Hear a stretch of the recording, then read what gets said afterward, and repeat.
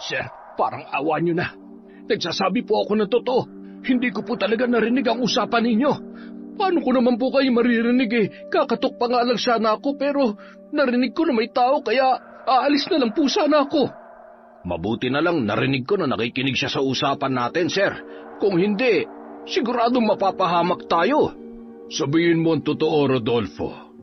Ano mga narinig mo sa usapan namin kanina bago mo binala kumatok sa pinto? Maniwala po kayo, sir. Wala po ako narinig na kahit na ano. Yung oras nakakatok sana ako, ayun lang yung oras nakakarating ko lang at eksakto naman na papalis na ako nang sumilip sa pintuan si Sir Edmond. Kaya nga akala niya ay nakikinig ako. Kung ako sa inyo, sir, tutudasin ko na to. Hindi natin alam, baka kapag pinakawalan natin to, dumiretso pa to sa mga pulis. Ganun ba? Tingnan na lang natin kung magagawa niya pa yon. Iabot mo sa akin yung baril. Sir, ano pang gagawin niyo? Parang awa niyo na po. May pamilya ako na umaasa sa akin. Huwag niyo pong gagawin yan, sir. Huwag po. Huwag!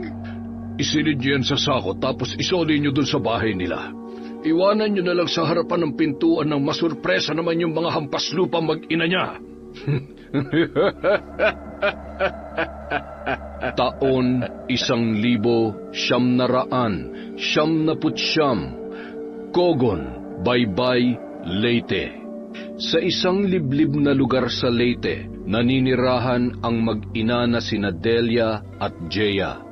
Simula nang iwan sila ng kanyang ama na si Rodolfo dahil sa misteryosong pagkamatay nito, na hanggang ngayon ay wala pa ring linaw.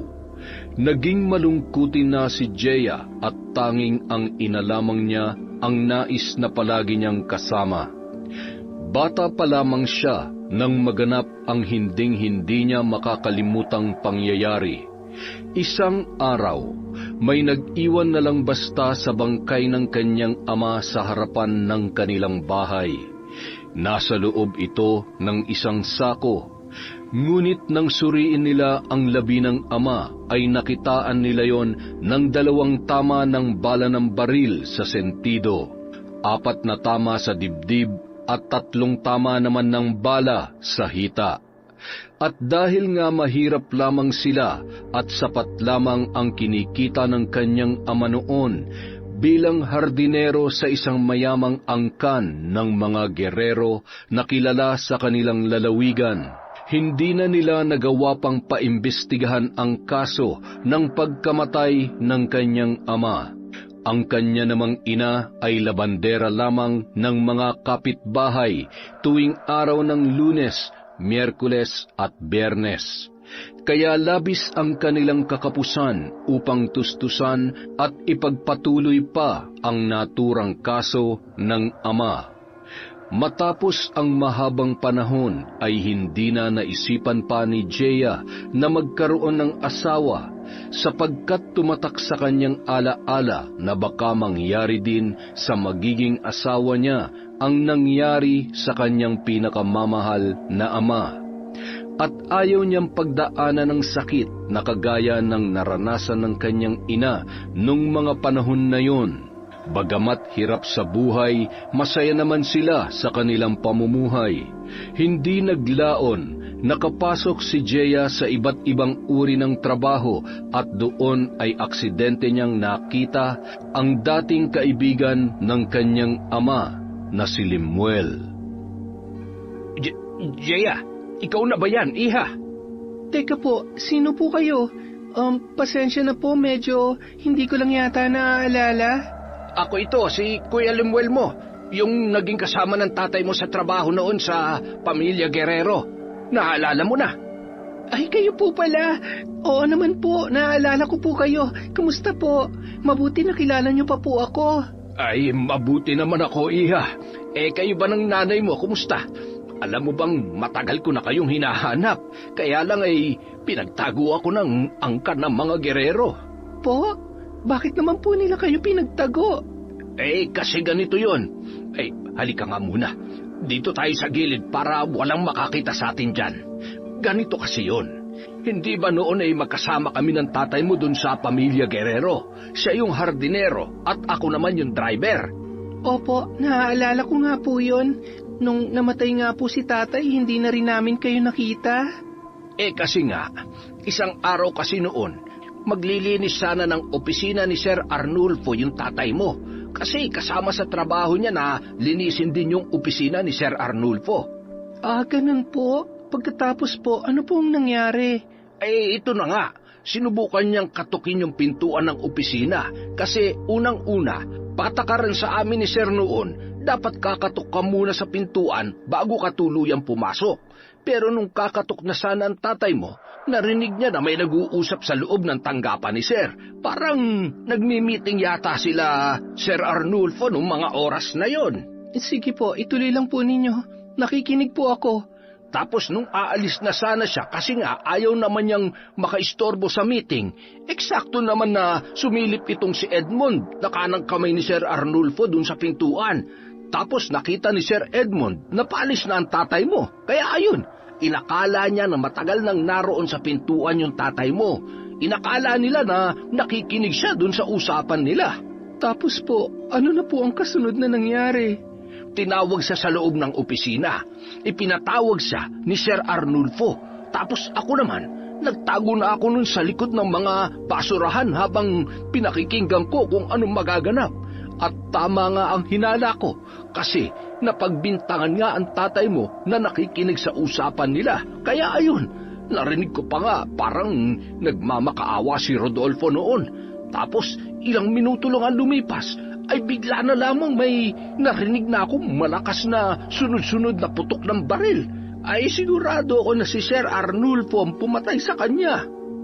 Totoo po ba talaga yung sinasabi niyong yan, Kuya Lemuel? Sigurado ako, Iha. At kung makakapagdemanda ka, handa akong humarap bilang testigo. Mga hayop sila. Matapos nilang pakinabangan ng tatay ko, papatayin na lang nila ng ganun-ganun na lang. Kaya nawala rin ako matapos ang pangyayaring yun. Kasi pinagbantaan ako ng mga gerero na magpakalayo-layo na raw ako kung ayaw ko madamay, pati ang pamilya ko. Alam kasi nila na alam ko ang buong pangyayari. Gusto ko lang pong malaman, ano po kaya yung ikinakatakot nila na marinig ng tatay ko na pinag-uusapan nila? Meron po ba kayong ideya?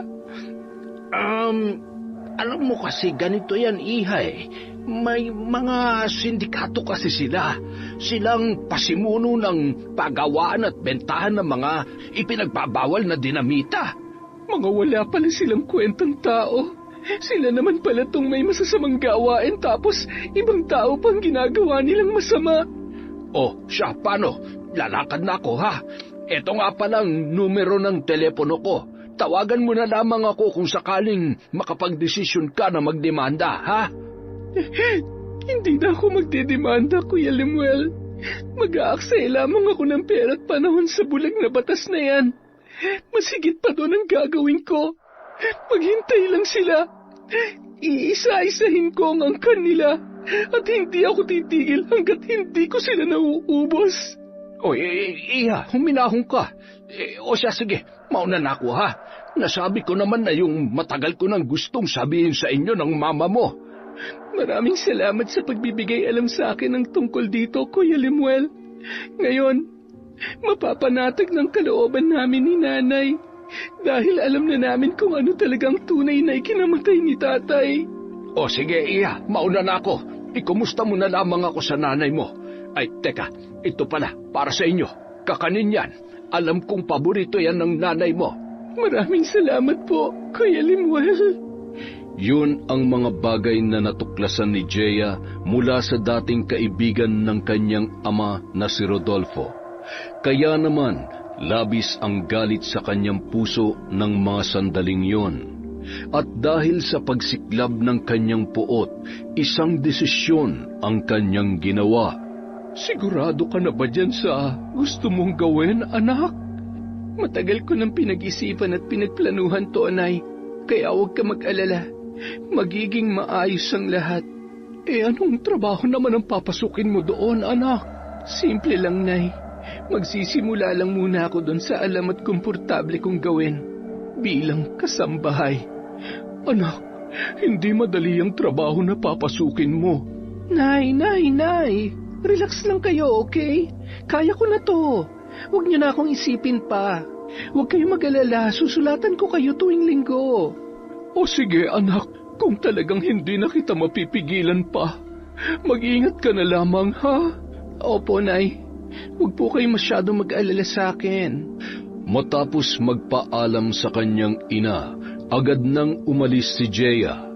Pupunta siya sa isang liblib na lugar na itinuro sa kanya ng kanyang kaibigan.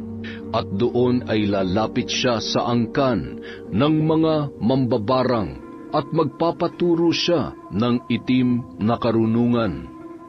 Matapos ang mahabang biyahe ay sa wakas, narating na rin niya ang bahay ng tita na itinuro sa kanya ng kanyang kaibigan. Nakaramdam siya ng kakaibang aura sa paligid. Sobrang tahimik at wala ni isa mang tao ang makikita sa labas. Nasa ganoon siyang pag-iisip habang nakatayo at nakatingin sa kalawakan ng paligid nang biglang may nagsalita sa kanyang likuran.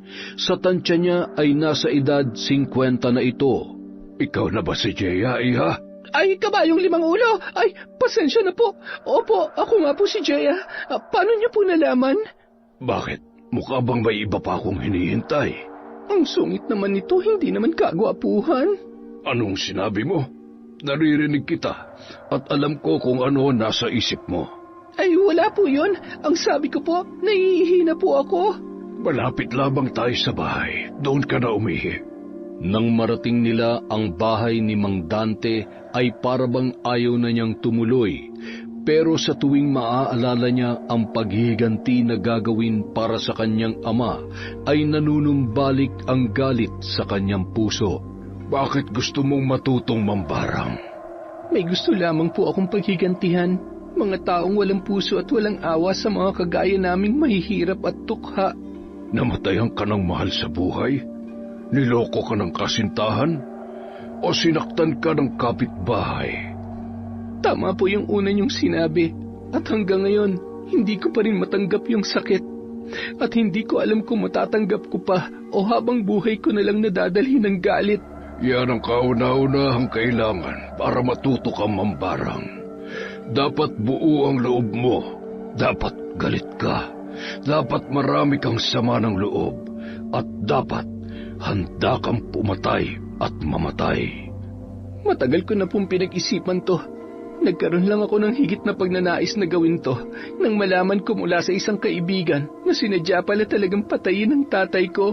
Sadyang nakakagalit ang mamatayan ng mahal sa buhay, lalo na kung wala siyang kalaban-laban. Tama po kayo dyan. Pero tito, matagal po bang matutunan ang pambabarang? Depende sa'yo. Depende kung hanggang saan ang antas na nais mong matutunan. Ang gusto ko lamang po ay makaganti at bawian ng buhay ang mga pumatay at sangkot sa pagkamatay ng aking ama. Sige, tuturuan kita. Pero ayoko ng taong duwag. Gusto ko maging matapang ka, yung walang kinatatakutan. Kaya mo ba? Hindi po ako mag-aaksaya ng panahon para magpunta dito kung hindi ko kaya ang gagawin ko. Kung ganon, magsisimula na tayo mamayang gabi. Sa tuwing ganong oras lamang isinasagawa ang pag-aaral ng itim na karunungan. Kaya dapat handa ka. Nakahanda po ako. Alang-alang sa katarungan sa pagkamatay ng tatay ko. Siya nga pala. Ako si Mang Dante. Ako nga po pala si Jeya. Oo, kilala na kita. Hindi mo na kailangang sabihin. Ang sarap patukan ng mamang to ah. Ilakas mo, hindi ko naririnig. Ipapaalala ko lang sa'yo. Nababasa ko ang nasa isip mo. Hindi mo pa nasasabi ay alam ko na ang iyong iniisip. Pasensya na po, hindi na mauulit. At dahil determinado siyang matutunan ang pambabarang, ginawa niyang handa ang sarili para doon. Kinagabihan, nagsimula na siyang turuan ni Mang Dante ng panimulang hakbang para sa pambabarang. Noon lang niya nalaman na si Mang Dante pala ang isa sa mga pinuno o lakan ng mga mambabarang. Malawak ang kaalaman nito hinggil sa larangan na yon. Alisin mo yung kurtinang itim na nakataklob. Alin po? Ito po ba? Oo, hawiin mo yung tela na yan para makita mo kung ano ang natatakpan yan. Nang hawiin ni Jeya ang itim na kortina, ay tumambad sa kanya ang kahon-kahon na iba't ibang uri ng mga insekto. May alupihan, ipis, langgam, mga daga, palaka, linta, bulate, uod, garapata, tipaklong at kung ano-ano pang insekto. Dahil doon, napasigaw siya sa magkahalong takot at pandidiri. Ay, kabayong 10 ang ulo! Ay, ano ba ang mga yan? Totoo po ba lahat yan? Hindi yan mga laruan? Tunay ang lahat ng mga yan. At kailangan mo silang alagaan para magamit mo sa ritual ng pambabarang. Kailangan mo silang pakainin para sumunod sa lahat ng mga iuutos mo. Ganun pala yun? Pero ang dami naman. Lahat po ba yan nagagamit ninyo? Maaari mong gamitin ang lahat ng yan sa iisang tao lang na nais mong barangin. Mas marami, mas mabilis ang epekto. Mas mabilis mamamatay ang biktima mo. Eh ano naman po tong nasa divider na parang mga aklat? Yan ang mga aklat ng itim na mahika. Grimoryo ang tawag sa mga aklat na yan. Naglalaman ng mga dasal at orasyon sa pambabarang. Ang dami ko palang dapat kabisaduhin. Sa una ka lamang mahihirapan. Tanging determinasyon at labis na intensyon ang magpapabilis para matutunan mo ang lahat ng ito. Halika dito't may ipapakita pa ako sa iyo. Ano naman po yan? Ang daming iba't ibang klase ng manikang gawa sa tela at saka iba-ibang kulay. Nagagamit niyo ba lahat yan? Oo naman. Depende sa bibiktimahin. Bata, matanda, babae, lalaki. Depende kung alin ang nais mo. Halika dito't may ipapakita pa ako sa iyo. Ano naman po ito? Ang dami. Mga karayom na iba't ibang sukat at kulay. Depende din ba ang paggamit niyan sa bibiktimahin? Oo. Lahat ng gagamitin mo ay depende sa uri o klase ng bibiktimahin mo. At ito na ang pinakahuli. Ha? Ano naman ang mga yan? Ang daming debotelya. Mga gamot po ba yan? Hindi. Ito ang mga lason ng masasamang halaman. Kung gusto mong paslangin ng tuluyan ng iyong biktima, maaari mong gamitin ang mga yan. Ibig sabihin, pwede niyo palang patayin ang inyong biktima sa isang iglap lang? Tama ka. Sa kamay mo nakasalalay ang itatagal ng buhay ng iyong biktima. Parang ang saya nun ah. Sana mabilis ko lang matutunan to. Tutulungan kitang matuto sa lalong madaling panahon para maisagawa mo na ang iyong paghihiganti. Hindi naging madali para kay Jeya na pag-aralan ang pambabarang. Kinakailangan nun ng buong tiyaga at dedikasyon. At higit sa lahat, kailangan ng matigas na puso at handa kang pumatay at mamatay. Mabilis na lumipas ang ilang linggo, buwan at 2 taon. 2 mahabang taon bago natutunan ni Jeya ang lahat, mula sa mga orasyon at dasal hanggang sa kung paano gumamit ng mga insekto para sa nais niyang patawan ng parusa. Naging dalubhasa si Jeya sa tulong ni Mang Dante, at nang marunong na siya ay nagpaalam na siya sa matandang mambabarang. Maraming salamat po sa lahat ng tulong niyo sa akin, Mang Dante. Utang ko po sa inyo ang kaalaman na ito. Walang anuman, Jeya. Salamat din sa pagtitiwala mo sa aking kakayahan. Naway magtagumpay ka sa gagawin mong paghihiganti. Matapos na magpaalam si Jeya sa mambabarang, muli niya nang tinahak ang landas pabalik sa kanilang baryo. Ngayon ay tila halos abot kamay niya na ang tagumpay para sa katarungan ng kanyang tatay na namatay sa kamay ng kanyang amo.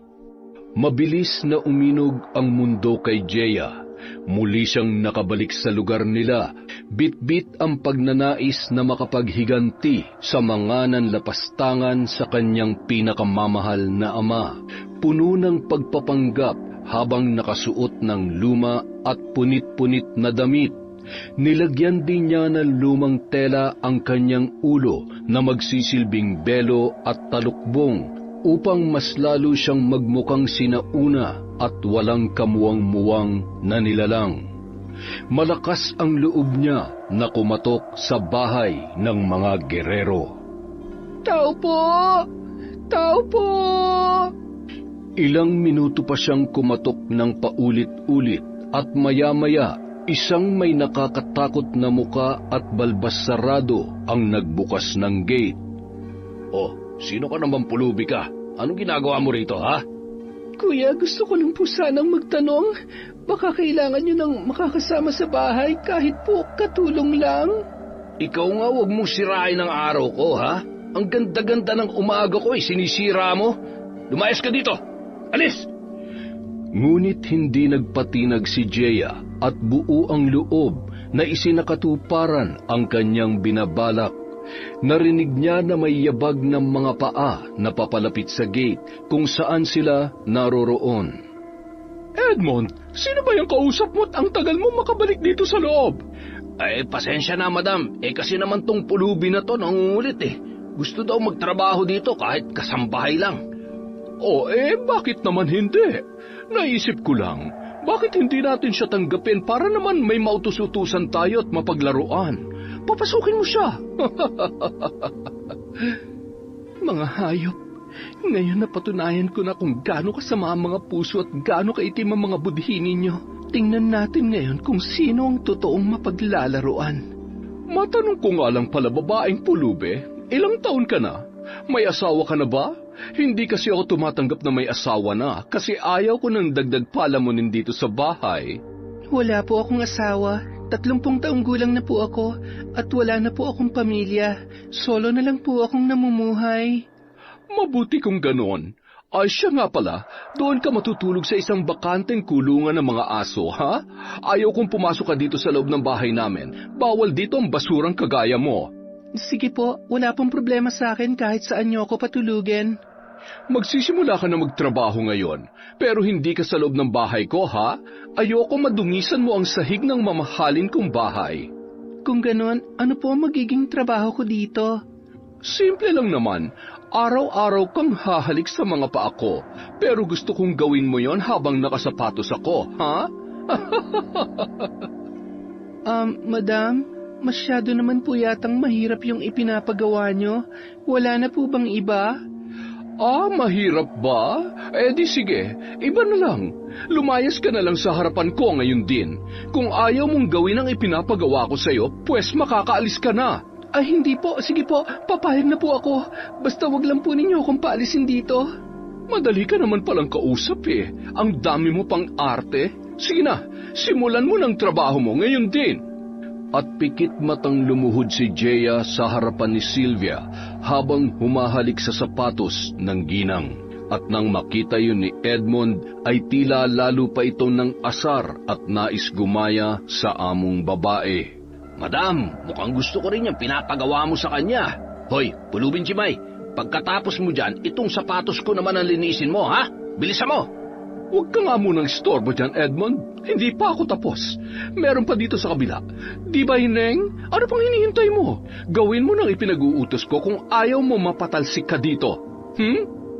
At dahil nga wala pa siyang gagawin ng araw na yon dahil kararating pa lamang niya sa mansyon, nagsunod-sunuran muna siya sa mga ito. Dahil alam niya sa kanyang sarili na hindi nila magugustuhan ang mga susunod na mangyayari.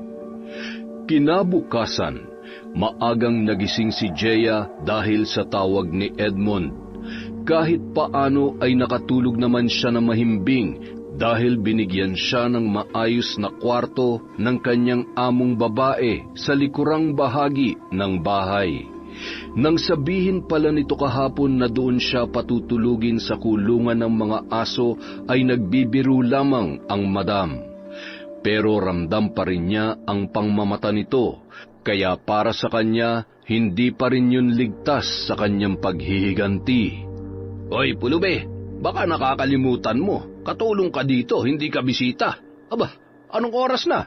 5:00 na ng umaga, tulog ka pa. Imbis na ako natutulog pa ng ganitong oras, ako patuloy ang ginising nila madam para lang gisingin ka. Pasensya na po kayo, Sir Edmond. Napagod po kasi ako kahapon at kagabi sa mga trabaho dito. Ganon. Ibig sabihin nagrereklamo ka na?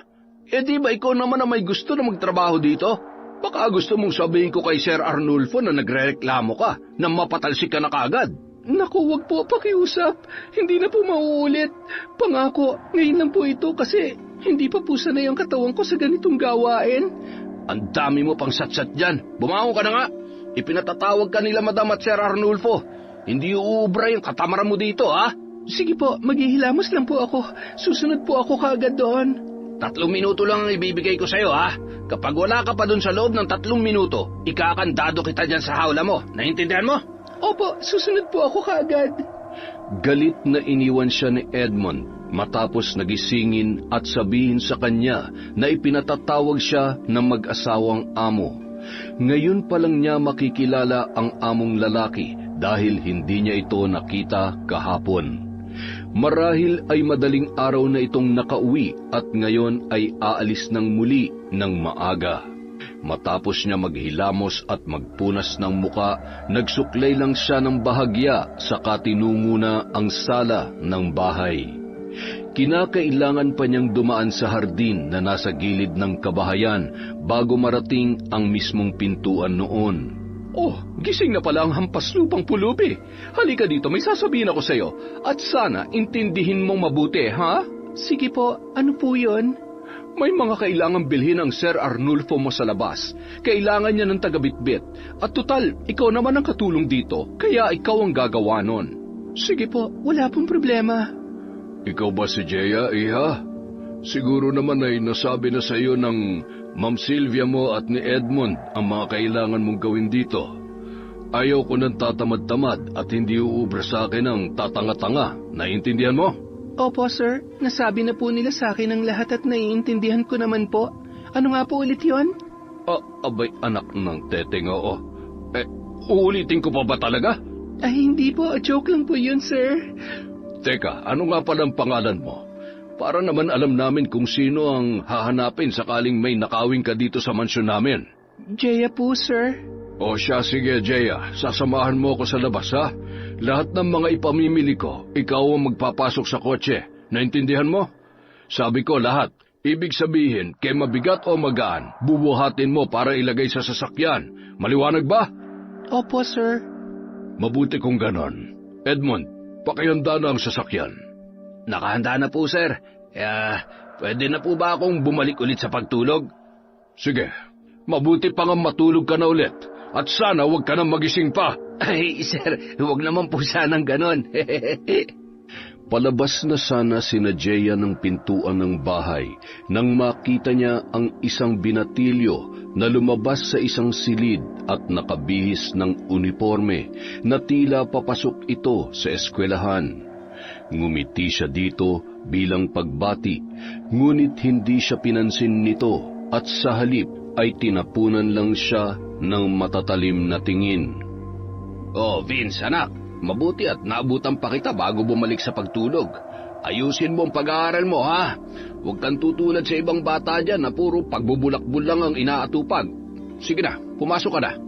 Nalaman ni Jeya na Vince ang pangalan ng bata at anak pala ito ni Edmond. Ngunit ang ipinagtataka niya ay kung bakit tila malamig ang pagtrato ng bata sa ama, para bang hindi siya komportable na kausap ito. Nasa malalim siyang pag-iisip nang maramdaman niya na may humawak sa patilya ng buhok niya at siya ay hinila. Ikaw babae ka, masyado kang tsismosa. Kanina pa naghihintay ang sir mo sa labas tapos ikaw nakatanga ka lang pala dito? Aray, Madam Sylvia, nasasaktan po ako. Sa susunod, huwag ka nang kung saan-saan patitingin. Madali ka. Napahawak sa buhok si Jeya nang pabalya siyang isinakay ng among babae sa likurang bahagi ng sasakyan ni Arnulfo. Mangyak-ngiyak siya sa sakit sa pagkaladkad sa kanya nito papunta sa loob ng kotse. Matapos ang halos 1 oras na biyahe, nakarating na rin sila sa kanilang pupuntahan. Bumaba sila ni Arnulfo at sinenyasan siya nito na sumunod lamang sa likuran. Tila isang malaki at malawak na palengke yon dahil halos lahat ng paninda ay mabibili mo na roon. Maya-maya, sinenyasan siya ni Arnulfo na huminto at maghintay na lang muna. Napaatras naman siya ng kaunti upang humanap ng tamang pwesto para maghintay, ngunit sa pag-atras niya ay hindi niya nakita na may lalaki pala na nasa kanyang likuran at nabundol siya nito ng bahagya. Ano ba naman? Tumingin ka nga sa nilalakaran mo. At ako pa may kasalanan, ha? Paano ka ba naman hindi makakabangga? Meron bang naglalakad na nakatalikod? Hoy, hindi ako naglalakad. Napaatras lang ako kasi basa ng tubig ang dadaanan doon, kaya dito ako pumunta sa tuyo. Siya nga pala, hindi ho yung pangalan ko. Ako si Ricky, ang gwapo, matipuno at simpatikong antingero dito sa baryo ng Kogon. Ano naman ang pakialam ko? Lumayas ka nga sa harapan ko. Wala akong pakialam sa'yo. Di sige, kung yun ang gusto mo. Pero baka lang kailanganin mo ng tulong ko. O may kilala kang kailangan ng tulong ng isang manggagamot, antingero na kagaya ko. Sabihin mo, puntahan lang ako dito. Nandito lang ang gwapo at matipunong antingero. Mas minabuti ni Jeya na wag na lang magsalita at maghintay na lamang sa pagtawag ng kanyang amo na natatanaw niya sa di kalayuan. Hinihintay na kumaway ito sa kanya bilang hudyat ng pagtawag, ngunit tila ilang minuto pang abala ito sa pakikipagnegosasyon sa kanyang kausap. Nang nagpalinga-linga siya ng paningin sa paligid, ay tila isang bula na naglaho na lang bigla ang lalaki na nagpakilalang Ricky. Sa puntong yon ay napabulong siya sa sarili. Mukhang may sisira sa plano mo, Jeya. Pero huwag kang magpatinag. Kailangan mong tuparin ang misyon mo na makuhang katarungan sa pagkawala ng tatay mo. Napapitlag siya nang marinig ang pagtawag sa kanya ng among lalaki. Nakalapit na pala ito sa kanya at kanina pa siya nito kinakawayan at tinatawag. Ano ba nangyayari sa iyo at para kang nawawala sa sarili mo, Jeya? Kanina pa kita tinatawag, Dinaig mo pa yung bingi. Hala, kunin mo yung mga pinamili ko doon at buhatin mo papunta doon sa sasakyan. Mauna na ako doon, ha? Ikaw nang bahala magbuhat ng mga yon. Pasensya na po, sir. Sige po, ako na po ang bahala doon.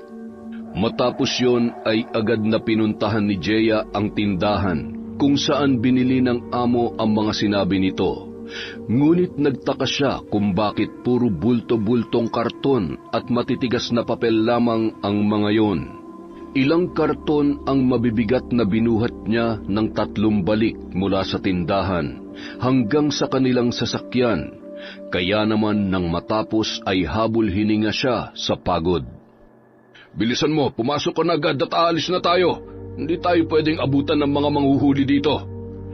Bagamat nagtataka sa mga sinabi ng amo ay hindi na lamang siya kumibo. Ngayon ay mas nakilala na niya ang mga ito ng harap-harapan. Sa kasalukuyang nararanasan niya sa poder ng mga gerero, masasabi niya na totoo nga ang mga ikinuwento sa kanya ni Lemuel. Ikaw pala ang Arnulfo na pumatay sa aking tatay. Ngayon ay mas kilala ko na ang pagkatao mo. Mas magiging madali na sa akin para isakatuparan ng mga plano ko. Maghintay ka lang, darating din ang oras mo.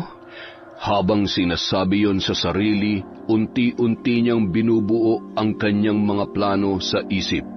Napapangiti siya ng lihim dahil nakikita niya sa kanyang imahinasyon kung ano ang kahihinatnan ng buhay ng mga gerero matapos niyang isagawa ang kanyang paghihiganti.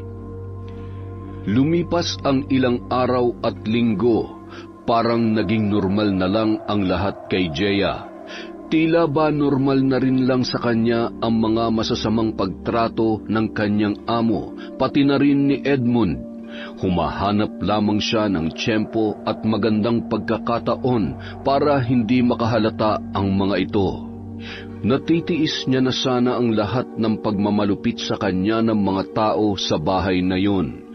Ngunit isang araw, sumagad ang kasamaan ni Sylvia nang itinulak siya nito sa swimming pool na halos ikinalunod niya.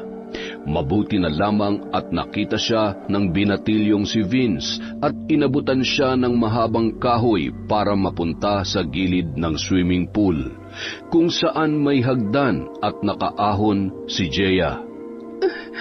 Maraming salamat, Vince. Bakit ka ba niya inihulog? Anong naging kasalanan mo? Mali kasi yung naiabot kong tuwalya sa kanya, kaya ayun, tinulak niya ako. Napakasama talaga ng ugali nila. Ha? Anong ibig mong sabihin, Vince? Pati ikaw ba sinasaktan nila? Hindi na sumagot pa ang binata. Sa halip ay nagmamadali na itong tumakbo papunta sa loob ng bahay. Matapos yon ay hindi niya na nakita pa si Vince hanggang sa sumapit na ang gabi. Tila nagkulong na ito sa kwarto buong maghapon. Kinabukasan, natataranta ang mga tao sa mansyon, kabilang na sina Arnulfo at Edmund. Hindi nila alam ang gagawin sapagkat walang tigil ang pagsusuka ni Sylvia at hindi nawawala ang pananakit ng tiyan nito. Arnulfo, dalhin niyo na ako sa doktor, pakiusap. Parang hindi ko na kaya at parang titigil na ang paghinga ko.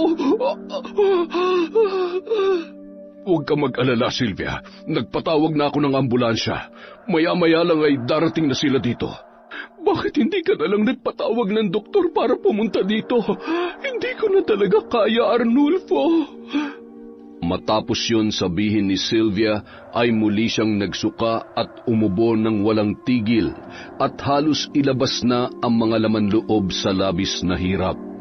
Maya-maya, nagulat sila Edmund at Arnulfo nang masaksihan nila na sumusuka ng mga tipaklong si Sylvia at tila ba wala na ito sa sarili dahil inuuntog niya na ang ulo sa sahig.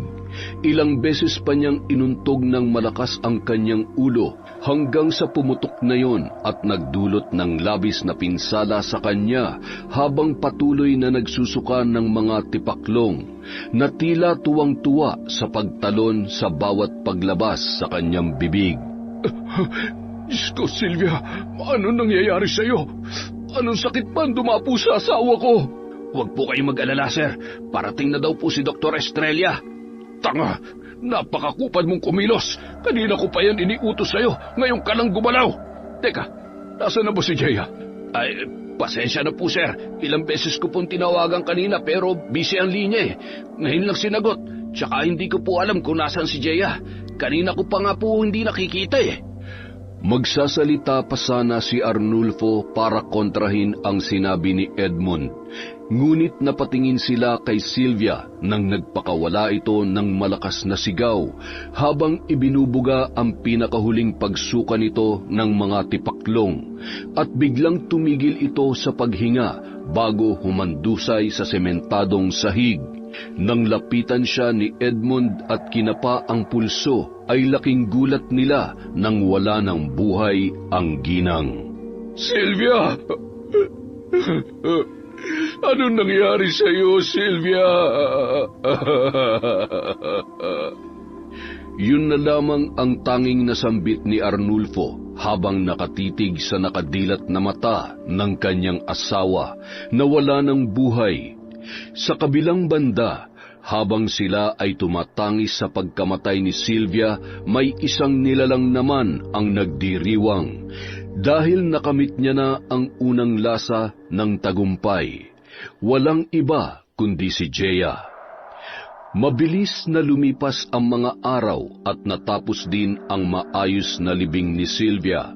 Lahat ng kanilang kaanak at maging ang mga malalapit na tao na kakilala ng ginang ay hindi makapaniwala sa napakabilis na kamatayang sinapit niya. Nagsisimula pa lamang ako sa inyo, pamilyang Guerrero. Bitin na bitin pa ako sa mga ginagawa ko. Humanda kayo at ang iba mo pang kamag-anak, Arnulfo. Lahat ng taong konektado sa iyo, hindi makakaligtas sa galit ko. Isang umaga, Habang abala na nagdidilig ng mga halaman at bulaklak si Jeya, ay may narinig siyang boses na tila galit na galit, at marahas ang bawat bagsak ng salita nito. Nang lumapit siya sa pinanggagalingan ng boses, ay napagtanto niya na si Edmund pala yun, at tila kinagagalitan ang anak na si Vince. Kapag hindi mo inayos yung pag-aaral mo, sa susunod, baka magsawa na si Sir Arnulfo na pag-aralin ka at itigil niya na yung perang ibinibigay niya sa akin buwan-buwan. Lalo pa ngayong wala na si Ma'am Sylvia. Nag-iisip ka bang bata ka? Tay, ginawa ko naman po ang lahat Pero yun lang po talagang kaya ko. Tanga! Kapag nalaman ni Sir Arnulfo yung katwiran mong baluktot, baka palayasin pa tayo nun dito sa mansyon. Gusto mo bang pulutin na lang tayo sa lansangan? Aray ko po, Tay. Nasasaktan po ako. Tama na po. Talagang masasaktan ka hanggat hindi ka nagtatanda. Kailangan natin mag-ingat sa mga kilos at galaw natin dito dahil pwede tayong palayasin anumang oras. Paano pag-aaral mo? Anong sasabihin ng mga tao sa atin pag uwi natin sa probinsya? Palagi na lang po kayong ganyan, Tay. Mas iniisip niyo pa yung sasabihin ng ibang tao kaysa sa akin na anak niyo. Ni minsan hindi niyo po ako tinanong kung ayos lang ba ako. Sarili niyo lang lagi ang iniisip niyo. Pati kay nanay nagawa niyo yun. Dahil hindi niyo pala talaga siya mahal. Walang hiya kang bata ka, tumigil ka. Huwag mo na mabanggit-banggit pa yung tungkol sa nanay mo. Kung hindi, isusunod kita sa kanya. Nang marinig ni Jeya ang pinag-uusapan ng mag-ama, ay nakadama siya ng labis na awa sa binatilyong si Vince. Sa pagkakaalam niya noon ay biktima ito ng pagmamalupit ng mga gerero, ngunit kabaliktaran pala yun. Dahil mismong ama niya ang nagdudulot ng labis na takot sa bata. Dahil hindi na nakatiis sa awa kay Vince, lumabas na siya mula sa pinagtataguan kanina at inawat ang lalaki sa pananakit nito sa kanyang anak. Sir Edmund, teka lang. Parang hindi na po tama yung ginagawa niyo sa anak niyo. Aba, nakikialam ka na, hampas lupa. Bakit? Ano bang alam mo sa pagdidisiplina ng magulang sa anak? Ha? Wala kang ang pamilya, di ba? Ulila ka, di ba? Oo, wala nga akong pamilya, pero naging anak din ako at naranasan ko din magkaroon ng magulang. Pero yung mga magulang ko, hindi kagaya mo. Ang sasama ninyo. Lahat kayo masama. Ayoko sa inyo. Ayoko sa inyo. Matapos sabihin yon ng binatilyo, ay umiiyak itong nagtatakbo papasok sa loob ng mansyon at doon ay nagkulong sa kanyang kwarto. Nakita mo ng ginawa mo? Kapag may nangyaring masama sa anak ko, hindi ko alam kung anong magagawa ko sa iyo, babaeng hampas lupa. Nanatili namang matatag si Jeya at tinitigan sa mga mata ang lalaki. Ngunit si Edmund hindi nakatagal sa pagtitig na yon at galit na umalis sa harapan niya, ngunit napahinto ito at nag-iwan ng salita kay Jeya. Hindi pa tayo tapos, babae. Ang pinakaayaw ko sa lahat ay yung pakialamera. Kapag hindi tumino yung anak ko dahil sa'yo, paghihiwa-hiwalayin ko yung katawan mo. Hindi ako takot mamatay, Sir Edmund. Kagaya nga ng sinabi mo, ulilang lubos na ako. Walang pamilya at higit sa lahat, walang anak. Ngayon, sino sa atin ang natatakot mamatay? Matapos niyang sabihin yon ay tinitigan niya ng matalim at walang kakurap-kurap ang mga mata ni Edmund. Habang hingal na hingal sa labis na galit ang lalaki, wala na siyang nagawa kundi ang umalis ng tuluyan sa harap ni Jeya. Nang makalayo na ang lalaki, agad siyang pumunta sa harap ng kwarto ng binata at kumatok doon. Ngunit hindi siya nito pinagbuksan ng pintuan. Magpahinga ka muna dyan, Vince, ha? Kapag gusto mo ng kausap, nandito lang ang ate Jeya mo. Wika niya habang nasa labas ng pinto ng kwarto, ngunit wala ni anumang tugon mula sa bata na nasa loob. At dahil inisip niya na masama lang talaga ang loob ng binata, ay hindi niya na muna ito inabala pa. Sa halip ay bumalik na siya sa trabaho at ipinagpatuloy yon.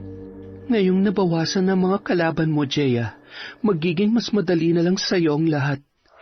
Nay, Patawad kung matagal kitang hindi kinausap o sinulatan man lang. Huwag ka na mag-alala, Nay. Sa muling pag-uwi ko, bitbit ko na ang hustisya na matagal na nating inaasam-asam para kay tatay. Tanging bulong niya sa sarili habang lumuluha.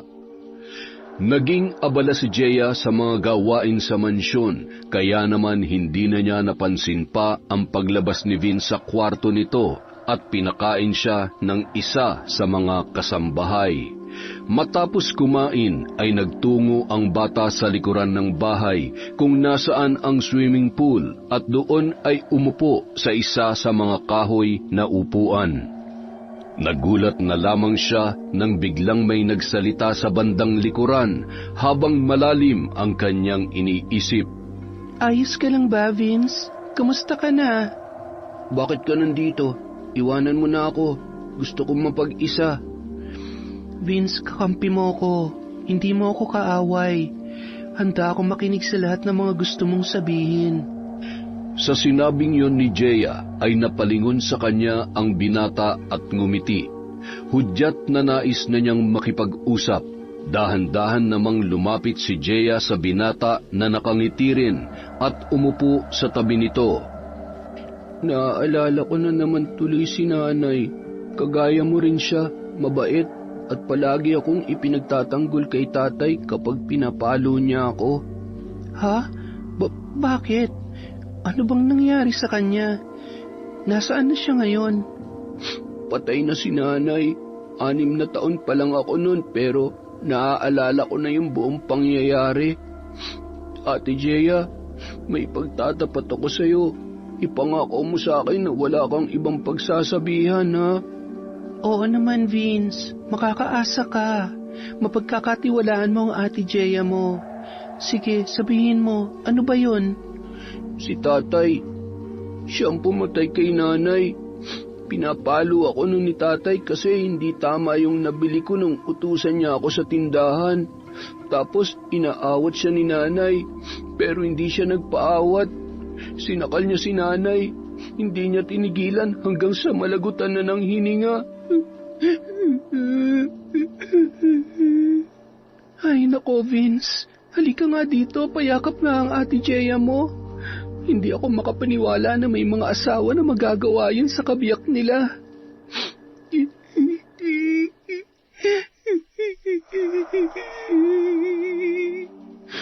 Teka, kung ganun, bakit hindi na ikulong ang tatay mo?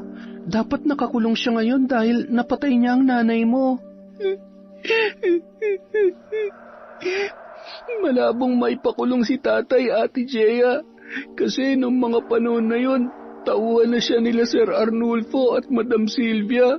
Sila nagpalaya sa kanya kasi may kilala silang mga bigating tao sa gobyerno. Naiintindihan kita, Vince.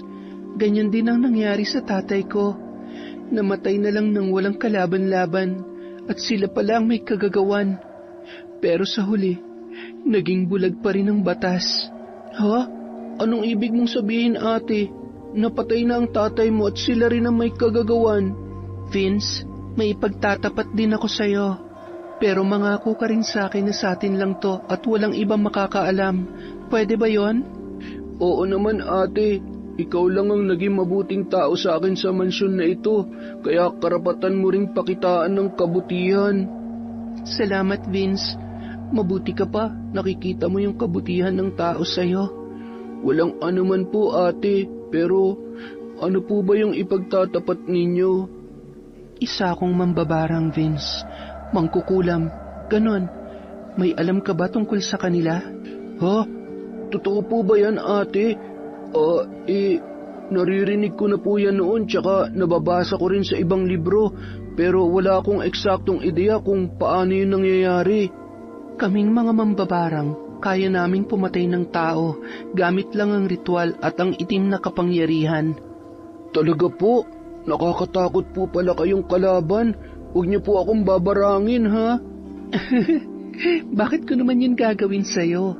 Mabuti kang bata, Vince, kaya hindi mo dapat maranasan yon.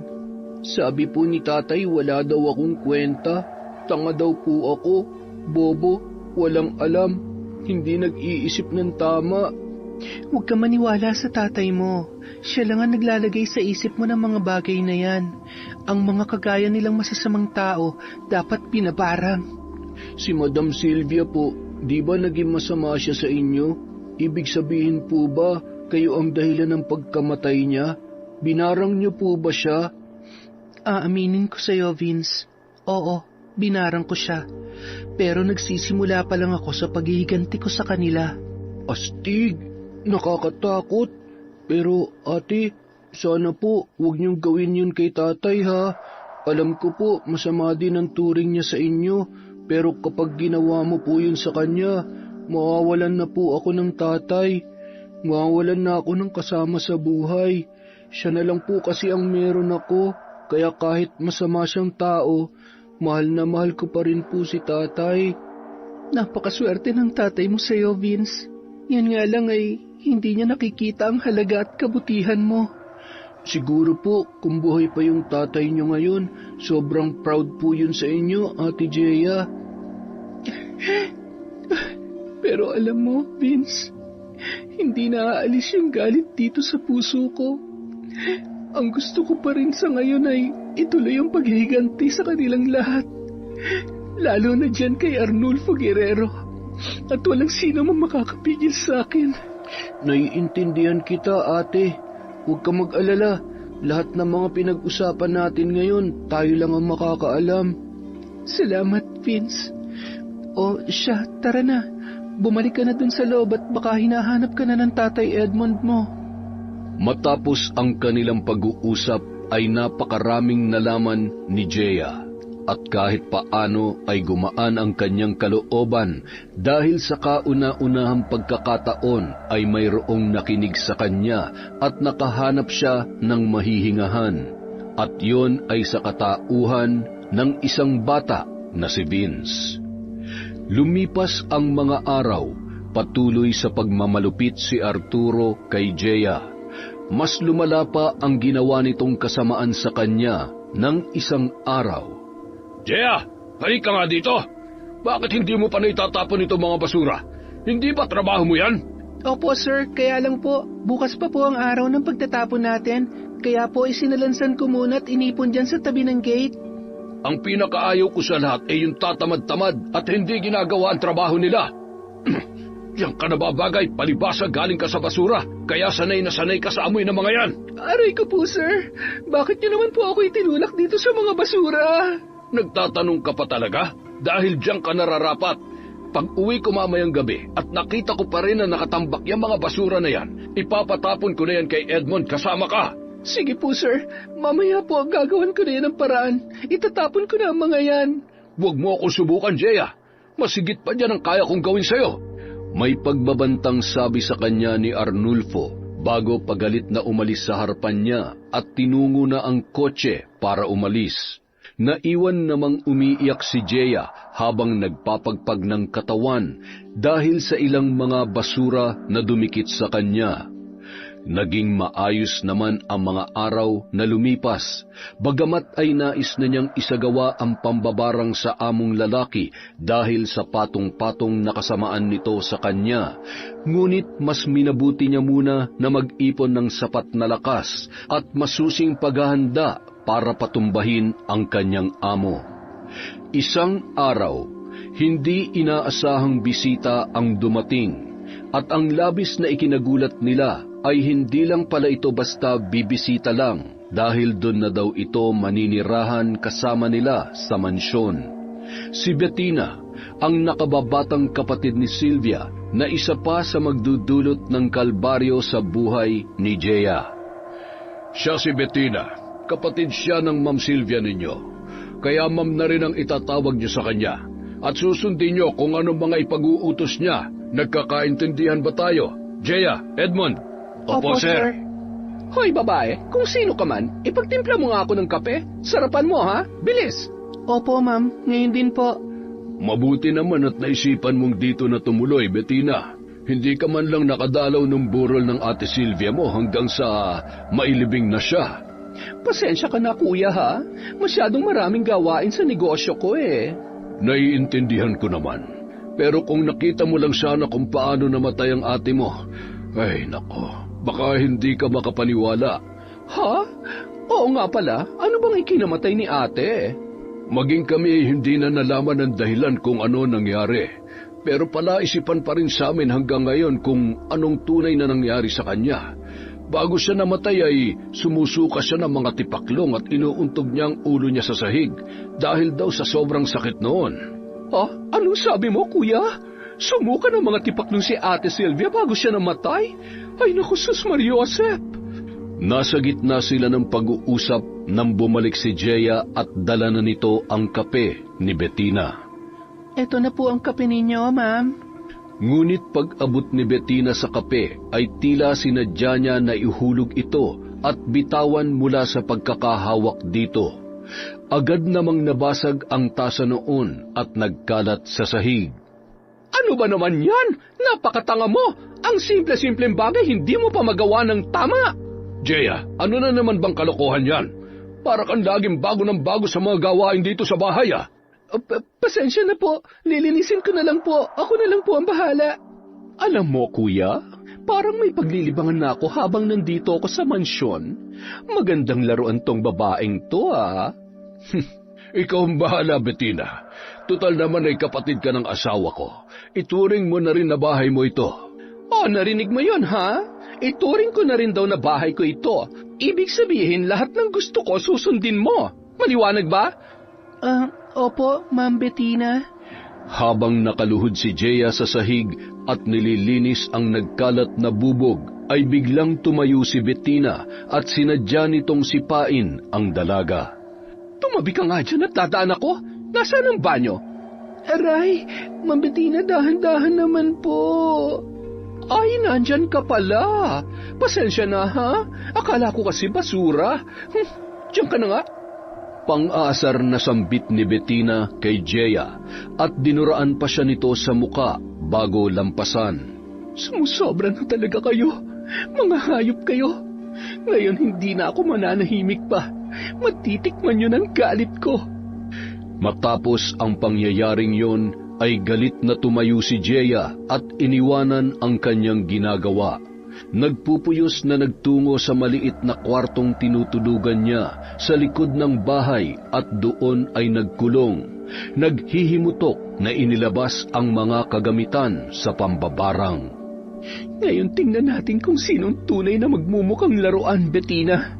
Inilabas niya sa itim na kahon ang manika na gawa sa lumang tela at kasabay noon ay ang karayom na kulay itim. Inilabas din niya ang isang maliit na kahon na puno ng mga bulate at ipis ang laman. Itinaas niya ang 2 kamay habang nakapikit at umuusal ng masamang orasyon. Halos 1 oras siyang nagbigkas ng mga dasal bago lubusang lumabas ang bisa ng mga yon. Mga alagad kong ipis at bulate, pumasok kayo sa katawan ng babaeng ito at sirain ninyo ang loob ng kanyang katawan.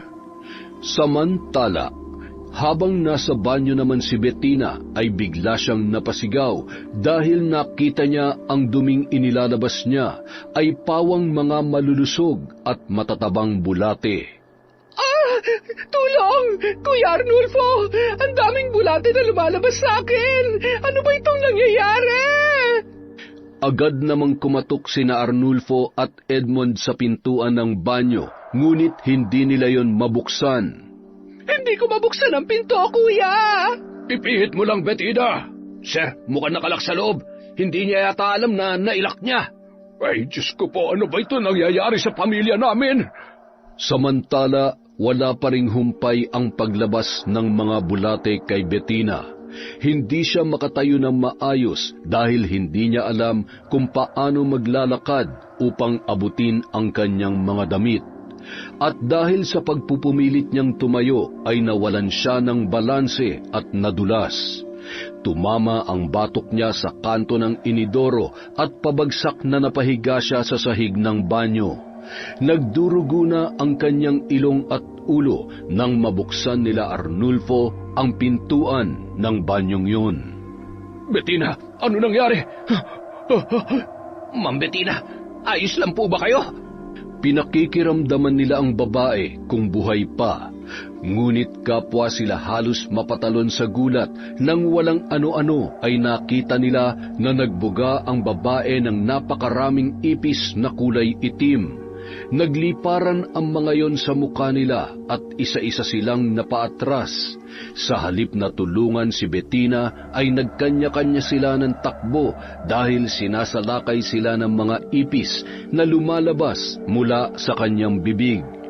At dahil nga hindi na nila natulungan pa ang babae, tuluyan nang naubusan ito ng dugo at nawalan ng buhay habang nakanganga at nakadilat ang mga mata na nakahandusay sa sahig ng banyo. Ano mga inutil? Masaya ba? Masaya ba ang laro na ibinibigay ko sa inyo? Hindi pa ako tapos. Nasa pangalawang yugto pa lamang ako ng aking paghihiganti. Uubusin ko kayong lahat. Uubusin ko kayo! Matapos isagawa ni Jeya ang pambabarang kay Bettina, ay isa-isa niyang iniligpit ang kanyang mga kagamitan. Pawis na lumabas sa kanyang silid. Dali-dali siyang nagpunta sa mansyon at nagkunwari na nag-aalala sa nangyari kay Bettina. Diyos ko, Ma'am Bettina, ano po ang nangyari sa kanya, sir? Paayos pa naman siya kanina nung kausap natin, hindi ba? Hindi ko alam. Wala akong alam. Ay, ewan ko. Mababaliw na yata ako. Tila hindi na yata normal ang nangyayaring ito sa mga tao dito sa mansyon ah. May palagay ako, sir, na meron talagang kakaiba. Ah? Anong ibig mong sabihin, Edmond? Naisip ko lang, sir, nang bago mamatay si Madam Sylvia, may lumabas din sa kanya noon na mga insekto, hindi ba? Tapos halos katulad lang din ng nangyari kay Ma'am Bettina. Pareho silang nagsusuka ng mga insekto. Ano naman ngayon? Anong iniisip mo, Edmond? Sa lugar po namin, sir, kapag ganyan na nangyayari, malakas ang paniniwala namin may nambabarang sa kanila. Ano bang kalokohan yung sinasabi mo, Edmond? Wala ka na talagang matinong sinabi. Sige, buhatin mo na yung Ma'am Bettina mo nang madala na tuloy natin sa ospital. Ospital? Sigurado po ba kayo, sir? Mukha pong patay na yan eh. Sa tingin ko, hindi na sa ospital kailangan dalhin yan. Dalhin nyo na po sa punerarya. Ay, sa tingin ko nga. Edmond, sa punerarya mo na nga lang dalhin si Bettina. Ihanda mo na ang sasakyan at sasama ko. Sige po, sir. Ngayon din po. Ingatan niyo po si Ma'am Bettina. Kawawa naman siya. Hindi pa nga kami lubos na nagkakakilala eh. Nawala na siya kaagad. Ang pagkukunwaring pag-aalala ni Jeya. Habang sa likod ng kanyang isip ay ang abot langit na tuwa at tagumpay. Nang makaalis sina Arnulfo at Edmond ay tila nawawala na sa sarili na nagsasayaw sa gitna ng sala ng mansyon si Jeya. Naabutan siya ni Vince sa ganoong eksena. Ang galing-galing mo talaga, Jeya. Tagumpay ang sumunod mong plano. Mabuti na lang at nasa bakasyon ang ibang mga kasambahay. Sino mag-aakala na ang Jeya na iyakin at lampa noon ay isa ng magaling na mambabarang ngayon? Ate Jeya, ayos ka lang po ba? Bakit parang ang saya sa inyo pa po na namamatay na yung mga tao dito sa bahay? Shh! Huwag kang maingay, Vince. Masaya lang ako kasi wala na ang isa sa mga kalaban ko. Ibig sabihin kayo rin ang may gawa nun kay Tita Bettina? Binarang niyo rin po ba siya? Nararapat lang sa kanya yon, Vince. Ang mga taong kagaya niya ay hindi na dapat pinagtatagal sa mundong ito. Naiintindihan kita, ate. Pero sana lang, alam mo pa rin ang limitasyon ng mga ginagawa mo. Huwag ka mag-alala, Vince. Isusunod ko ng Tatay Edmond mo. Di ba isa rin siya sa mga masasamang tao dito sa mansyon? Huwag po, ate. Huwag ang tatay ko.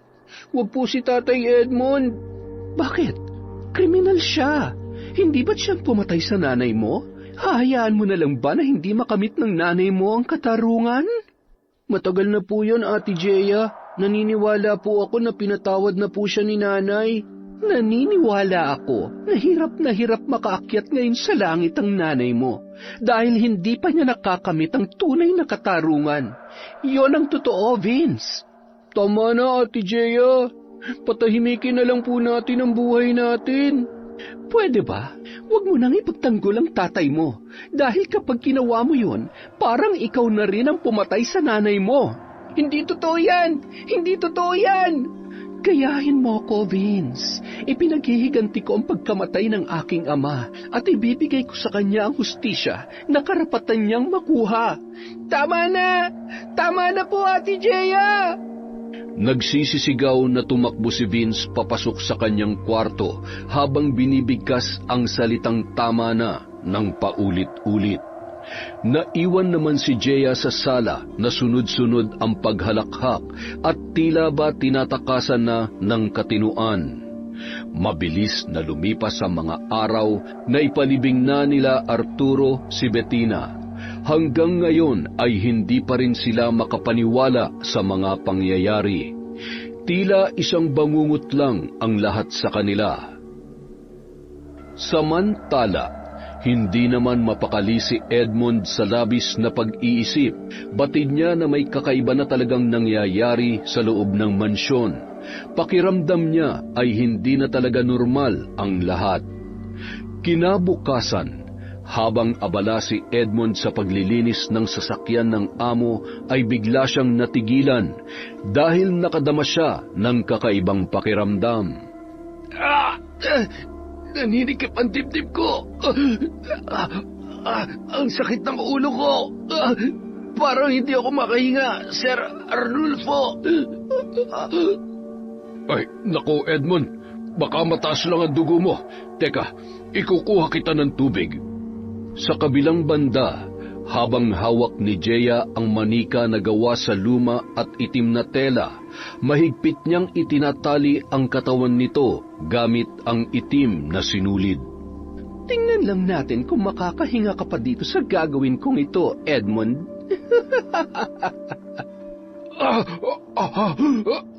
Bakit mas lalong sumasakit ang dibdib ko?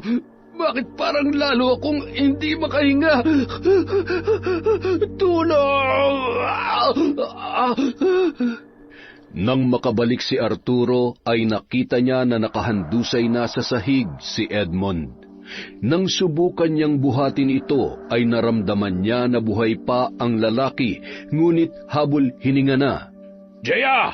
Nasaan ka ba? Tulungan mo ako! Buhatin natin si Edmond, Jeya! Ngunit nakailang ulit na siya sa pagtawag kay Jeya ay hindi pa rin ito lumalabas dahil abala sa ginagawang pambabarang kay Edmond. Maya-maya lumabas si Vince na siyang tumulong kay Arnulfo. Tay, kumusta po? Ayos lang po ba kayo? Uminom po muna kayo ng tubig, Tay. Salamat, anak. Nasaan si Boss Arnulfo? Umalis siya, Tay. May kakausapin daw pong tao sa labas. Baka maya-maya lang, bumalik na rin po yun. Hindi ko alam kung anong nangyayari sa akin, anak. Basta bigla na lang nanikip ang dibdib ko kanina. Nasa gitna sila ng ganoong pag-uusap nang makita ni Vince na parang may mga pigsa na mabilis na tumubo sa bawat parte ng katawan ni Edmond. Gulat na gulat siya sa kanyang nakita. Tay, ano po yung mga tumutubo sa legat mukha ninyo? Parang mga pigsa na may butas. Ang sakit! Ang hapde, anak! Tumawag ka ng doktor! Bilisan mo! Opo, tatay! Nung mga oras na yon, hindi alam ni Vince kung ano ang gagawin dahil sila lamang ng kanyang tatay ang naroroon. Hindi niya makita si Jeya dahil abala ito sa ginagawang ritual at ang mga kasambahay naman ay kasalukuyan pa ring nasa bakasyon. Maya-maya, eksaktong dumating si Arnulfo. Sir Arnulfo, si tatay po parang kailangan na yatang dalhin sa doktor. Palala na po ng palala. May mga tumutubo pong sugat sa buong katawan niya. Ay, sige, halika at dalhin na natin siya sa ospital. Mabilis na pinaandar ni Arnulfo ang sasakyan matapos nilang pagtulungan na isakay doon si Edmond. Nang nasa ospital na sila ay halos hindi na makatiis sa labis na sakit si Edmond at tila may mga dugo at nanana na naglalabasan sa kanyang mga sugat. Idagdag pa ang tila mga insekto na kulay berde na nagliliparan paikot sa kanya na hindi nila mawari kung saan nagmumula.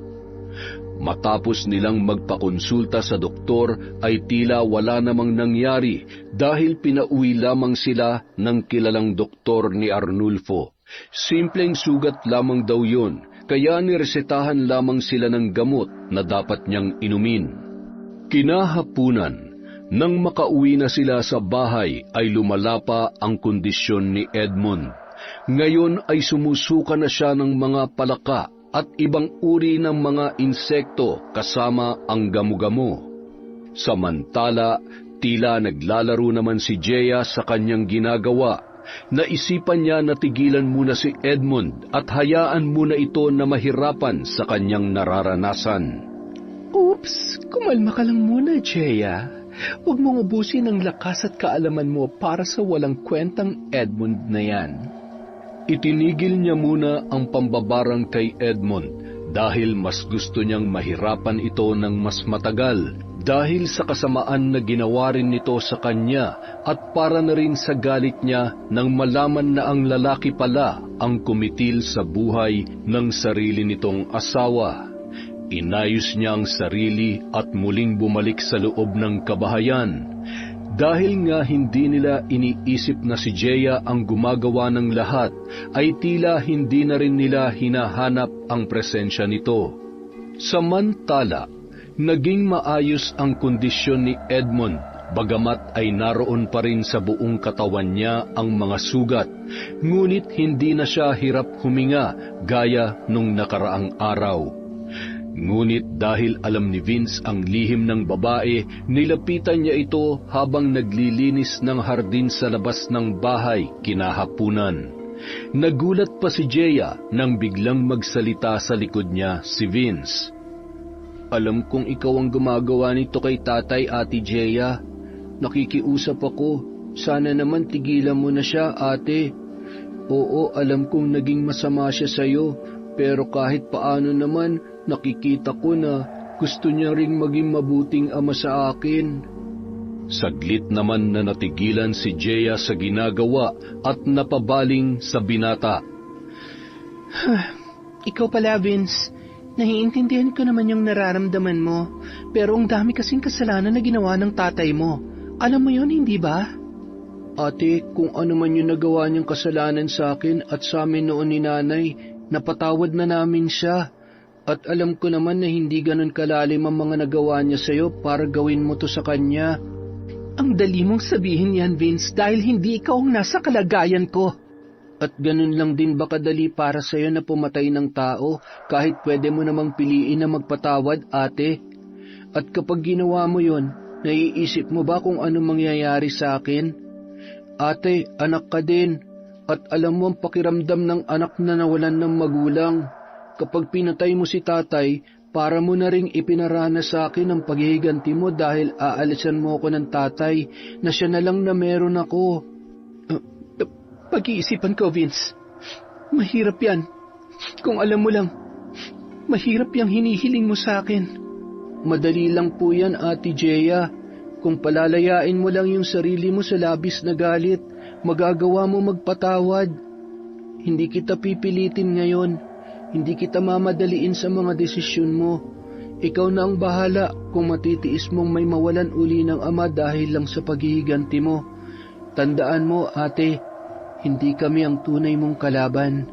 Matapos ang mga makahulugang salita na yon ng binata, ay umiiyak siyang iniwanan si Jeya.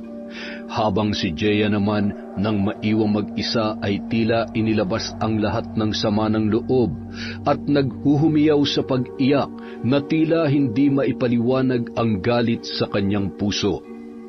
Kinabukasan, napansin nila na nawawala na ang mga sugat ni Edmond sa katawan at bumubuti na ang kanyang pakiramdam. Naging masigla na rin siya at naging masayahin.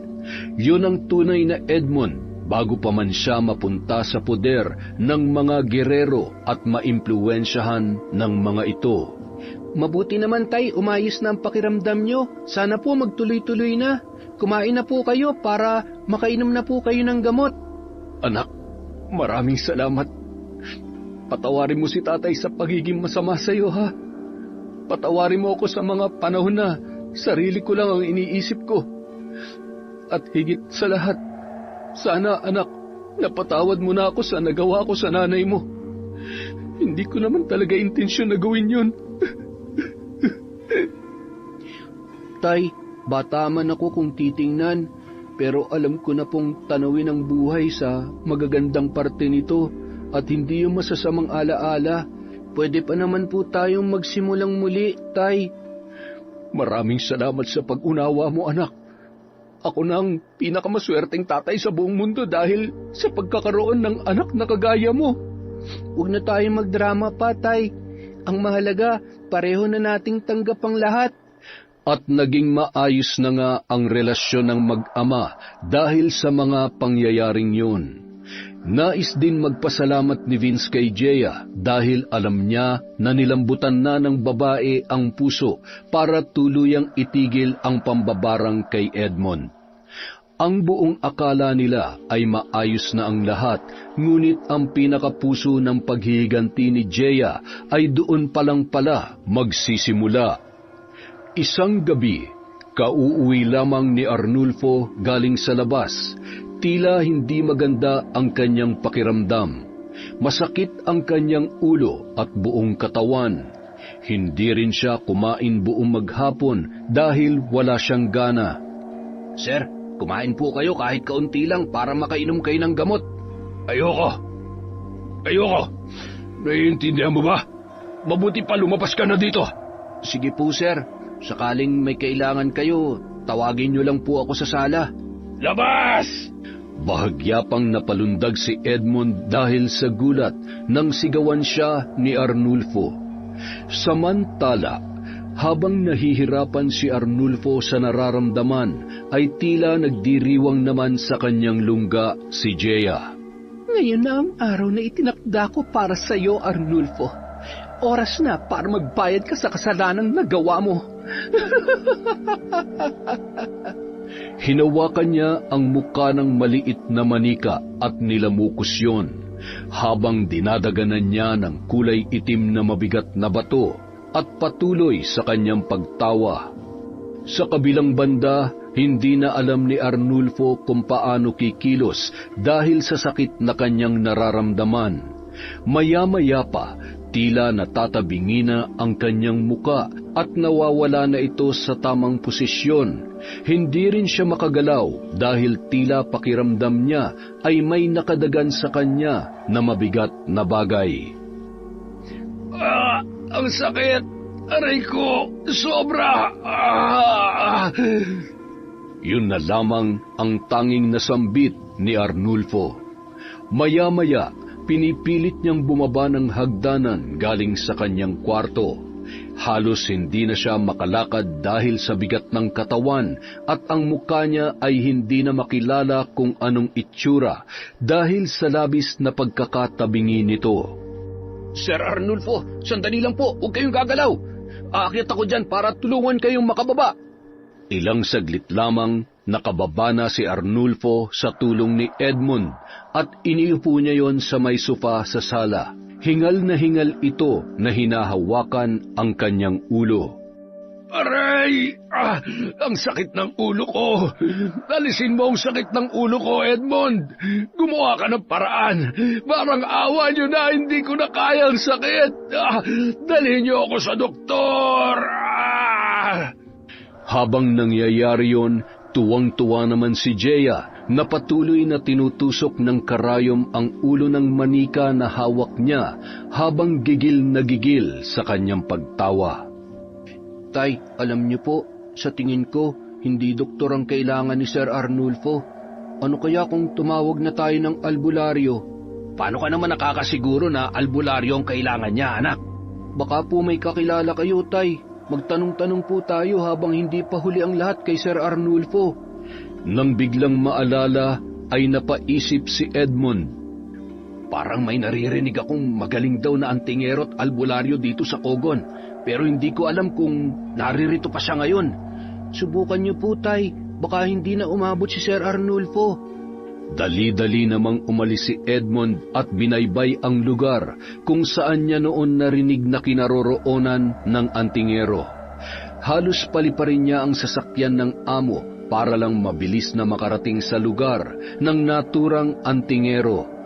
Hindi naging madali sa kanya ang paghahanap dito dahil nasa sulok at liblib ang bahay noon. Mabuti na lang at may dala siyang sasakyan. Mabuti na lang din kilala ang antingero sa lugar nila, kaya naman madali itong naituro ng mga tao. Nang makita ang bahay ng antingerong si Ricky, ay agad niyang sinabi dito ang pakay, at naunawaan naman agad ng antingero ang kanyang ibig sabihin. Mabilis itong sumama kay Edmund, bitbit ang bag at dinala niya ito sa bahay nila Arturo, kung saan labis na ang paghihirap na dinaranas ng amo sa kamay ng mambabarang na si Jeya. Pagdating pa lang sa bahay ng matanda ay kitang-kita na ni Ricky kung gaano kalubha ang kalagayan ni Arnulfo. Mukhang kanina ka pa pinaglalaruan ng mambabarang na to ah. Teka, palalabasin natin siya sa lungga niya. Isinuot niya ang gintong medalyon ng San Benito, matapos ay may kinuha siya mula sa dalang bag na tila isang parte ng alimango. Ito ang suklob, ang talukap ng alimango na mabisang pantanggal at pangontra sa mga barang. Ipinatong niya yon sa ulo ni Arnulfo at nagsimulang manlaban ang lalaki. Umusal naman ng banal na orasyon si Ricky habang nakapikit. Nang una ay mahina pa yon, ngunit maya-maya ay palakas na ng palakas ang kanyang orasyon na ginagawa. Lalo lamang nanlaban si Arnulfo, ngunit hindi niya matamaan ng mga suntok ang antingero. Tila ba tumatagos lang sa katawan nito ang bawat pagsuntok na kanyang inihahataw. Sa ngalan ng medalyon ng San Benito, ipakita mo sa akin ang anyo na mambabarang na nasa katawan ng lalaking ito. Matapos niyang bigkasin yun, tila nag-ilaw ang medalyon na suot niya sa kanyang leeg at inilabas noon ang figura ng isang babae na kasalukuyang nasa gitna ng ritual ng pambabarang. Kilala kita, babae. Binabalaan kita kung ayaw mo magwakas sa hindi magandang paraan ng buhay mo. Palayain mo ang matandang ito. Ngunit tila walang balak tumugon ang mambabarang. Sa halip ay mas lalo pa nitong pinahirapan si Arnulfo. Ilang saglit pa, halos hindi na nila makilala ang matandang lalaki. Kulubot at nangingitim na ang muka nito at ang dila ay nakalabas na halos sumayad na sa lupa. Kitang-kita din sa kanya na tila hirap na. Kuya, si Sir Arnulfo, parang iba ng itsura. Nararamdaman ko malapit lang dito, mambabarang. Alam ko po kung nasaan siya, kuya. Halika, sasamahan po kita. Pagkasabi noon ay dali-dali nilang tinungo ang kinaroroonan ng mambabarang, habang pinagtutulungan na buhatin nila Vince at Edmund si Arnulfo. Maya-maya, narating na nila ang kwarto ni Jeya kung saan ginagawa ang ritual ng pambabarang. Ah, nandito ka lang pala, ha? Mabuti naman at hindi mo na ako pinahirapan. Ngayon tingnan natin kung hanggang saan ang kaya mong gawin. Isang malakas na sipa sa pintuan ng kwarto ang ginawa ni Ricky at agad naman nabuksan yun. Sabi ko na nga ba ikaw ang mambabarang eh. Nang nagkita pa lang tayo nun sa palengke, ramdam ko na hindi mabuti ang hangarin mo. Kahit kailan talaga pakialamero kang antingero ka. Tutal nagmamatigas ka. Sige, bibigyan kita na maayos na laban. Kung ayaw mo madamay dito, huwag kang makialam, mayabang na antingero. Pasensya ka na ha. Gusto ko lang talagang madamay eh. Vince, Kuya Edmund, huwag niyong bibitiwan si Mang Arnulfo ha. Kinuha ni Ricky ang anting-anting ng kaliskis ng buwaya na may laman na benditadong bala ng baril. Hinugot niya rin ang tirador na nasa kanyang bulsa at ginawang bala dito ang anting-anting. Inasinta niya sa mata ang mambabarang at sa isang iglap lang, tila nagsisigaw sa galit dahil sa tama ng bala ng anting-anting sa kanyang mata. Wala Walang hiya ka! Papatayin kita, antingero! Huwag ka nang lumaban pa, dahil ang mga katulad mo ay walang lugar dito sa mundo. Mabilis at galit na sumugod si Jeya sa kanila, ngunit nakakuha agad ng anting-anting si Ricky sa dala niyang bag. Mula doon ay hinugot niya ang pinatuyong buto ng buitre at itinusok yon sa leeg ni Jeya. Napaungol sa sakit ang mambabarang at nanghihina na bumagsak sa sahig. Napasigaw naman sa awa si Vince. Ate Jeya! Tama na po! Hindi naman talaga masamang tao si Ate Jeya. Masyado lang siyang nadala ng galit dahil sa gusto niya makapaghiganti sa pumatay sa tatay niya. Samantala, tila naging mabuti na ang kondisyon ni Arnulfo nung mga oras na yon. Bumalik na siya sa normal at tila walang nangyari sa kanyang katawan. Habang hirap na hirap ay nagawa pang magsalita ni Jeya. Hindi ko man makuha ang katarungan sa pagkamatay ng aking amang si Rodolfo. Masaya ako na nagawa kong maging magkasundo at maging maayos muli ang relasyon ninyo ng tatay mo, Vince. Ha? Si Rodolfo Delioso? Anak ka niya? Oo, siya ang tatay ko. Gusto ko lang sana mabigyan ng katarungan ng kanyang pagkamatay. Pero masaya na ako. Hindi ko man yun makamit. Diyos ko, Jeya, patawad sa mga nagawa ko sa iyo at sa ama mo. Alam kong walang kapatawaran na nagawa ng pamilya namin sa inyo. Ganun pa man ay humihingi ako ng tawad sa iyo at sa iyong ina. Ibig sabihin, siya rin na may gawa kung bakit ako biglang nagkasakit noon. Opo, Tay. Pero dahil sa pakiusap ko na huwag niyang ituloy, dahil wala naman tayong kasalanan sa kanya, itinigil niya ang pambabarang sa inyo. Maraming salamat, Jeya. Patawad din sa lahat ng mga masasamang nagawa ko sa iyo. Salamat dahil sa iyo naging maayos muli ang pagsasama namin ng anak ko. Ngayon, tapos na ang laban. Dahil lahat kayo ay isasama ko. Isasama ko kayo sa kamatayan! Habang nakasalampak sa lapag, ubod lakas niyang inihampas ang kamay sa sahig at nagdulot yon ng tila isang malakas na pagyanig kasabay ng pag-ihip ng malakas na hangin at lahat sila ay nagtalsikan kung saan-saan, maliban sa antingerong si Ricky na tila ipinagkit ang mga paa sa kanyang kinatatayuan. Gaano man kabuti ang naging hangarin mo, Jeya, masama naman ang pamamaraan mo para makuha ang katarungan na iyong inaasam. Sa huli, hindi pa rin mananaig ang kasamaan laban sa kabutihan. Matapos sabihin yon, dinukot ni Ricky sa bulsa ng pantalon ang aghimuan. Ito ay isang espesyal na punyal na may 7 talim sa magkabilang gilid. Puno ito ng orasyon at balot sa mga banal na dasal. Isinaksak niya yon sa puso ng mambabarang kasabay ng malakas na orasyon.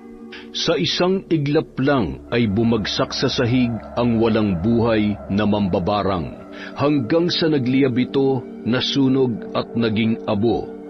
Muling lumakas ang hangin at tinangay ang abo na yon ng mambabarang, hanggang sa tuluyan na itong mawala sa loob ng kwarto.